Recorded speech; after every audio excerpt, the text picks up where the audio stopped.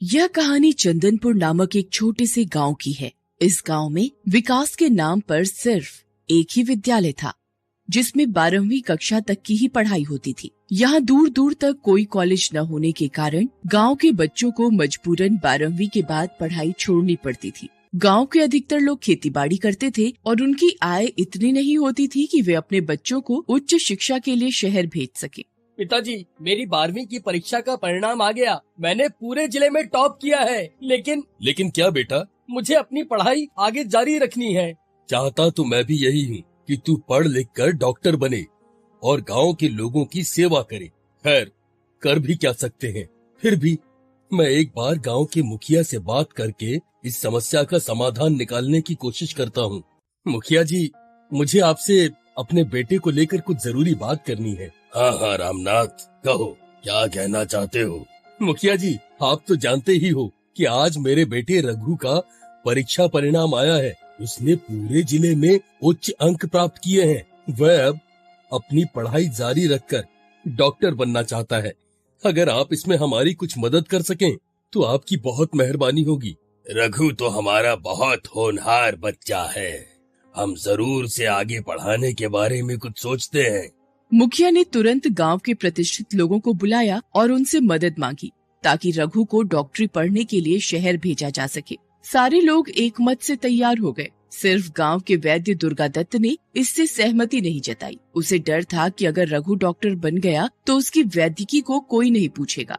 अजी छोड़िए, हमारे रहते यहाँ किसी डॉक्टर की क्या जरूरत है। हम तो बैठे ही हैं आपकी सेवा करने के लिए। आजकल के इन डॉक्टरों को कुछ आता भी है। तुम तो रहने दो दुर्गादत्त, तुम्हारे इलाज से तो शायद ही किसी को फायदा होता हो। कितने ही लोग तो तुम्हारे इलाज के कारण असमय ही मारे गए। हम सब ने यह तय कर लिया है कि रघु डॉक्टरी पढ़ने शहर जाएगा। बस तुम्हें कोई ऐतराज हो तो होता रहे। दुर्गादत्त क्रोध से दांत पीसता हुआ वहाँ से चला गया। देखता हूँ मेरे रहते यहाँ कैसे कोई डॉक्टर रह पाता है। पूरे 6 साल बाद रघु अब डॉक्टर रघुनाथ बनकर शहर से वापस गांव आ गया है। यहाँ उसने अपना निजी एक छोटा सा अस्पताल भी खोल लिया है। भगवान भला करे बेटा तेरा, तुम हमारी आशा की किरण हो। तुम हमें एक नया जीवन दे रहे हो। तुम्हारे इस प्रयास से अब हमें इलाज कराने के लिए ना तो शहर जाना पड़ता है और ना ही किसी नीम हकीम वैद्य के भरोसे रहना पड़ता है। दुर्गादत्त यह सब देखकर मन ही मन कुढ़ता रहता था। बस एक मौके का इंतजार है, फिर मैं इन सबको देख लूंगा, किसी को नहीं छोड़ूंगा। एक दिन गांव में बच्चों को पिलाने के लिए शहर से पोलियो की दवाइयों के बक्से आए हुए थे। सभी गांव वाले उन दवाइयों को आश्चर्य से देख रहे थे। क्यों ना मैं इन्हें चुरा लूं? दवाइयाँ समय पर बच्चों को नहीं दी जाएगी तो डॉक्टर को खूब नीचा महसूस होगा।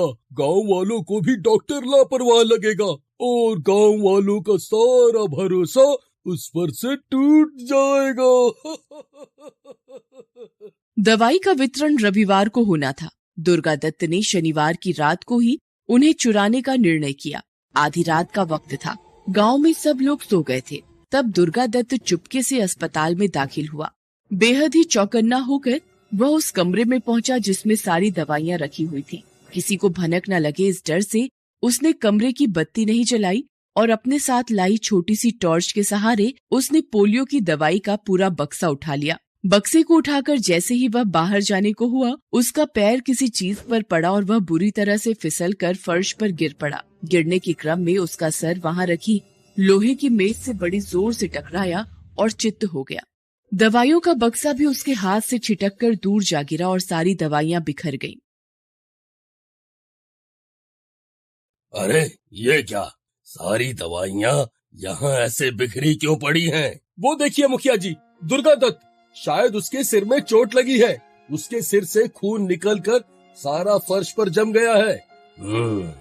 मुझे लगता है दुर्गादत्त चोरी के इरादे से अस्पताल में घुसा होगा और यहाँ इस हादसे में उसकी मौत हो गई। आप ठीक कह रहे हैं मुखिया जी, बुराई का फल हमेशा बुरा होता है।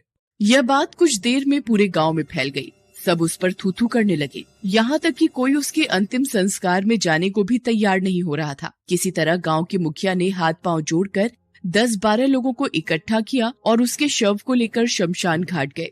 उसकी चिता भी पूरी तरह से जली भी नहीं थी कि अचानक आसमान में बादल छा गए और बारिश होने लगी। यह देखकर गांव के लोग दुर्गा दत्त के शव को उसके हाल पर छोड़कर वापस आ गए। अधजले मांस की बू ने गांव के कुत्तों को अधीर कर दिया। लोगों के जाने के बाद दुर्गा दत्त के अधजले शव पर कुत्ते टूट पड़े और उसकी बोटी बोटी उधेड़ डाली। इस तरह हुआ दुर्गा दत्त का अंतिम संस्कार। मुखिया जी, क्यों ना अस्पताल में एक चौकीदार रख ले? हाँ जरूर, नेकी और पूछ नेक काम में देरी कैसी। जल्दी ही उस अस्पताल में चौकीदार रख लिया गया। उस रात जब चौकीदार अस्पताल में पहरा दे रहा था, तब उसे अंदर से कुछ आवाज सुनाई दी। उसे लगा जरूर कोई चोर घुस आया है। वह अंदर गया तो उसने पाया कि आवाज दवाइयों वाले कमरे से आ रही है। जैसे ही वह कमरे के दरवाजे तक गया और बत्ती जलाई, उसने वहाँ एक भयानक आकृति देखी। उस आकृति का सारा शरीर जला हुआ और जगह जगह से मांस उतरा हुआ था, मानो किसी जानवर ने नोच डाला। वह बुरी तरह से दवाइयों को नष्ट करने में लगी हुई थी। चौकीदार को यह देखकर जैसे लकवा मार गया। वह डर के मारे वहीं जड़ होकर रह गया। जैसे तैसे हिम्मत करके वह भागने के लिए मुड़ा ही था कि अचानक वह आकृति एकदम से उसके सामने आ गई। उसने चौकीदार की गर्दन को अपने हाथों से जकड़ लिया। चौकीदार किसी परिंदे की तरह छटपटाने लगा। थोड़ी ही देर में उसके प्राणों ने उसके शरीर का साथ छोड़ दिया। चौकीदार को मुर्दा देखकर उस भयानक आकृति की आंखें एक पल के लिए चमकी और अगले ही पल उसने चौकीदार की लाश को बुरी तरह नोच खसोट डाला। अगले दिन डॉक्टर रघुनाथ और अन्य लोग के अस्पताल में आने पर उफ, इसकी भी मौत हो गई। डॉक्टर साहब, शायद रात को किसी जंगली जानवर ने ऐसा किया है। आप भयभीत मत होइए। खैर, चौकीदार का अंतिम संस्कार कर दिया गया और एक दूसरे चौकीदार को नियुक्त किया गया। लेकिन उस चौकीदार की भी उसी तरह कटी फटी लाश मिली तो सारे गांव में सनसनी फैल गई। एक हफ्ते के अंदर 2-2 चौकीदारों की मौत से सारा गांव दहशत में आ गया था। डॉक्टर साहब, यहाँ किसी भूत प्रेत का चक्कर है। हो ना हो, यह काम जरूर दुर्गा दत्त की आत्मा कर रही है। मुझे तो कुछ समझ ही नहीं आ रहा है कि आखिर मैं क्या करूं। इस घटना के बाद से कोई भी चौकीदार वहाँ पर काम करने के लिए तैयार नहीं था। कुछ दिनों बाद मुखिया जी की पत्नी कमलावती अपने घर की सीढ़ियों पर से अचानक फिसलते हुई, माँ! क्या हुआ? कोई जवाब न पाकर वह बाहर आंगन में जाकर देखता है कि उसकी पत्नी गिर गई है और उसके सिर पर गहरी चोट आई है। आनन फानन में रघु को बुलाया गया और मुखिया की पत्नी को तत्काल अस्पताल में ले जाया गया। रात होने की वजह से कोई वहाँ रुकना नहीं चाहता था, इसलिए सब लोग वहाँ से धीरे धीरे चले गए। स्वयं मुखिया जी और रघु की भी यही राय थी, लेकिन मुखिया के घर पर इलाज की पूर्ण सुविधाएं न होने के कारण मजबूरीवश उन्हें वहाँ रुकना पड़ा। आधी रात हो चली थी। रघु ने मुखिया जी की पत्नी को टांके लगाकर पट्टी कर दी थी, पर वह अभी भी बेहोश थी। मुखिया जी और रघु भी बातें करते करते वही कुर्सी पर ही ऊँघ रहे थे। अचानक उन्हें एक खटके की आवाज सुनाई देती है और दोनों चौंक जाते हैं। आवाज दवाइयों के कमरे से आ रही थी। दोनों का दिल बुरी तरह धड़कने लगता है। रघु हिम्मत करके उठता है और उस तरफ जाने लगता है। कहाँ जा रहे हो रघु?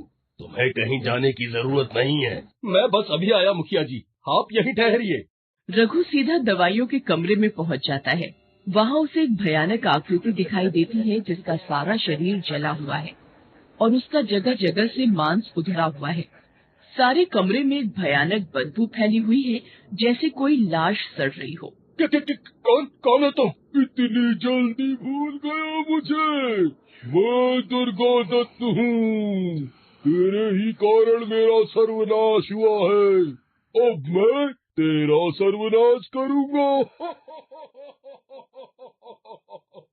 वह रघु की गर्दन पर अपना शिकंजा धीरे धीरे कसने लगता है। रघु किसी मुर्गे की तरह छटपटाता है। उसकी आंखें जैसे बाहर आने को ही होती हैं। छोड़ो, छोड़ो मुझे, मैं कहता हूँ छोड़ो, छोड़ो मुझे। रघु, रघु, रघु बेटा। अचानक दुर्गा दत्त की भयानक आकृति का ध्यान भंग हो जाता है और रघु उसके शिकंजे से छूट जाता है। मुखिया जी दुर्गा दत्त पर एक लकड़ी का टुकड़ा फेंक कर मारते हैं। हट, हमारे बीच में मत आ, कह देता हूँ। नहीं तो तू भी मरेगा साथ में। इसी दिन का तो मुझे काफी दिनों से इंतजार था।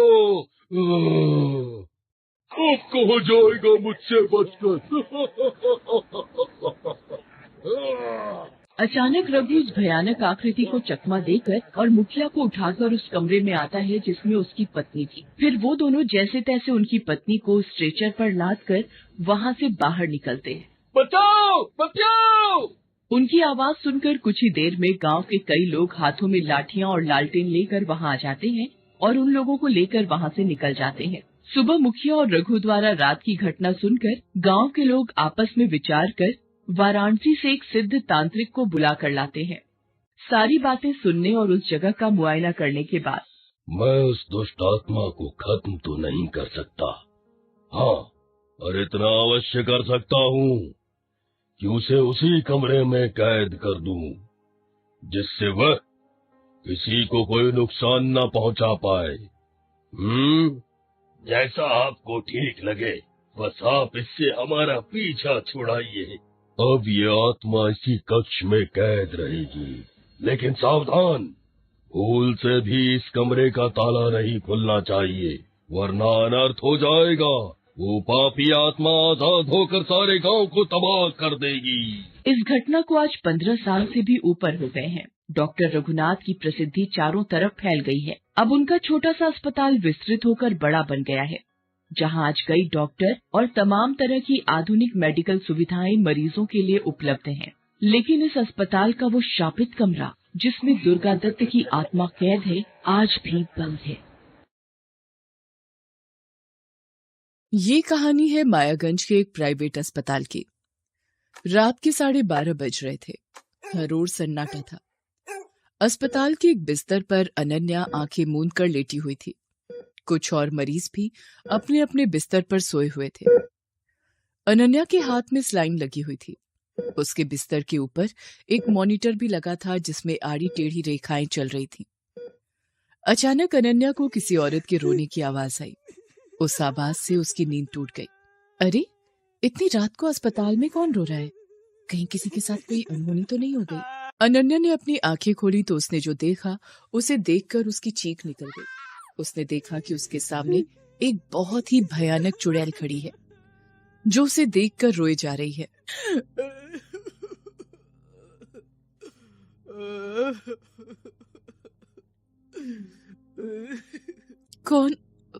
कौन हो तुम?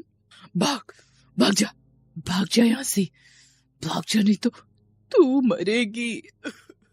ये कहकर चुड़ैल अनन्या के पास आई और उसके हाथों में लगी स्लाइन के पाइप को खींचने लगी। अरे, ये क्या कर रही हो तुम? पागल हो गई हो क्या? छोड़ो मुझे। लेकिन उस चुड़ैल ने अनन्या की एक नहीं सुनी और उसने स्लाइन की पाइप को खींचकर निकाल दिया। अनन्या जोर से चीख पड़ी। आह! अनन्या के हाथ से खून बह रहा था और वो नीचे जमीन पर टपक रहा था। उसके खून से अस्पताल की फर्श धीरे धीरे कर लाल होती जा रही थी। क्यों कर रही हो तुम ये सब? मैंने क्या बिगाड़ा है तुम्हारा? भाग जा यहाँ से, भाग जा, नहीं तो तू मरेगी। अनन्या दर्द से करा रही थी। तभी चुड़ैल ने उसके बिस्तर के ऊपर लगे मॉनिटर को घूर कर देखा और उसे अपने नाखूनों से नोचने लगी। फिर एक जोरदार मुक्का वो उस मॉनिटर पर मारती है। उसकी स्क्रीन पूरी टूट जाती है।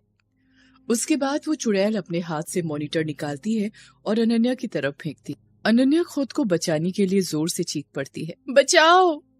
अनन्या की चीख सुनकर उसके बिस्तर के पास बैठी उसकी 10 साल की बेटी अर्पिता बहुत घबरा गई और उसने अपनी माँ से कहा, क्या हुआ माँ, क्या हुआ? तुम इस तरह क्यों चीखी? चुड़ैल, वो चुड़ैल मार देगी मुझे, मार देगी। कौन मार देगी? वो चुड़ैल, देखो तो उसने मेरी स्लाइन खोल दी है और मॉनिटर भी तोड़ दिया। ये सब तुम क्या कह रही हो माँ? ऐसा तो कुछ नहीं हुआ है।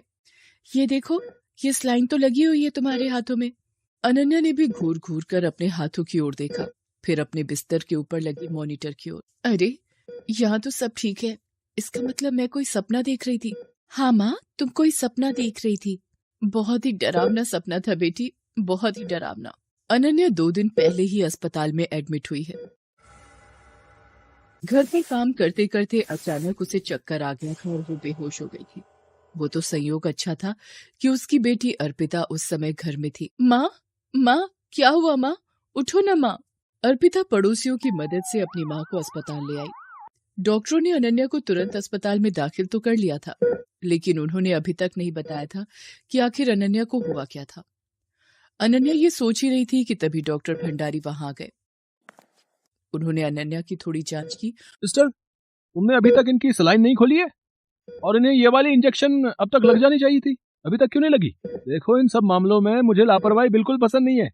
मरीज यहाँ इतनी आशा के साथ हमारे पास आता है, हमारी पूरी जिम्मेदारी है कि हम उनकी देखभाल ठीक से करें। डॉक्टर भंडारी की बात सुनकर नर्स ने अपना सिर नीचे कर लिया और वो इंजेक्शन लाने चली गई। डॉक्टर साहब, मुझे हुआ क्या है? मैं कब तक घर वापस जाऊंगी? बहुत जल्द। ये कहकर डॉक्टर भंडारी वहां से चले गए। कुछ देर बाद नर्स ने आकर अनन्या की स्लाइन खोली और उन्हें इंजेक्शन लगाया और वो भी चली गई। उनके जाने के बाद अनन्या ने अर्पिता से कहा कि उसे वॉशरूम जाना है, इसलिए वो उठकर बाथरूम चली गई। बाथरूम से जब वो लौट रही थी तो उसे लगा कि कोई उसके पीछे है और वो उससे कुछ कह रहा है।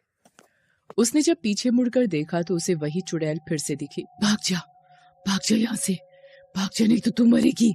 उस चुड़ैल को देखकर अनन्या के हाथ पांव फूल गए। वो भागी भागी अपने वार्ड की ओर जाने लगी, लेकिन जैसे ही वो अपने वार्ड में पहुंची, वहां का नजारा देखकर उसके पैर कांपने लगे। उसने देखा कि अस्पताल के हर बिस्तर पर वही लेटी हुई है और वहीं बिस्तर के पास उसकी बेटी अर्पिता बैठी हुई है। क्या हो रहा है मुझे हर बिस्तर पर मैं खुद ही क्यों दिख रही हूँ? और ये अर्पिता भी सभी जगह क्यों दिख रही है मुझे? अर्पिता। उसकी आवाज का शोर सुनकर अर्पिता ने अपनी माँ को जोर से पकड़ लिया और उससे कहा, माँ, क्या हुआ माँ? तुमने फिर से कोई सपना देखा क्या? अर्पिता की बातों को सुनकर अनन्या उसकी ओर घूर घूर कर देखने लगी। उसने देखा कि वो तो अपने बिस्तर पर है। मैं यहाँ कैसे आई? मैं तो बाथरूम गई थी ना। नहीं माँ, तुम तो यहाँ मेरे पास ही हो, इस बिस्तर पर। नहीं, ये कैसे हो सकता है? मैं तो बाथरूम गई थी, वहाँ वो चुड़ैल। इतना कहकर वो चीखने लगी। अनन्या का शोर सुनकर वहां पर डॉक्टर भंडारी और नर्स भी आ गए। क्या हुआ है आपको? तब अनन्या ने डॉक्टर भंडारी की ओर घूर कर देखा। उस समय उसकी आंखें पूरी लाल हो गई। अनन्या ने डॉक्टर भंडारी का कॉलर पकड़ लिया और उसे अपनी ओर खींचती हुई अजीब सी आवाज में बोली, कौन सा इंजेक्शन दिया मुझे डॉक्टर भंडारी? कौन सा?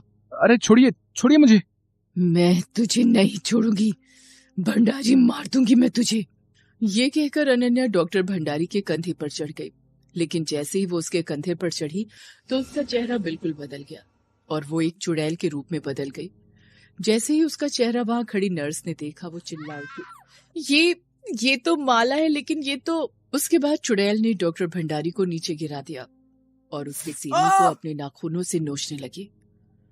खून की धार डॉक्टर भंडारी के सीने से बहने लगी। छोड़ो मुझे।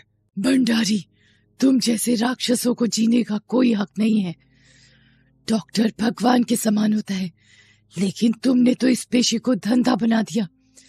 मैं माला हूँ, माला, वही माला जिसकी दोनों किडनियां तुम लोगों ने निकाल ली और मुझे मार दिया, और अब तुम अनन्या के पीछे पड़े हो। भंडारी, मैं तुझे छोड़ूंगी नहीं। ये कहकर चुड़ैल ने डॉक्टर भंडारी को मार दिया। उसके बाद माला की आत्मा अनन्या के शरीर से निकलकर गायब हो गई। हेलो दोस्तों, कैसे हैं आप सब? हमारी कहानियां देखने के लिए हमारे चैनल को सब्सक्राइब कीजिए और हाँ, बेल आइकॉन पर क्लिक करना मत भूलिएगा।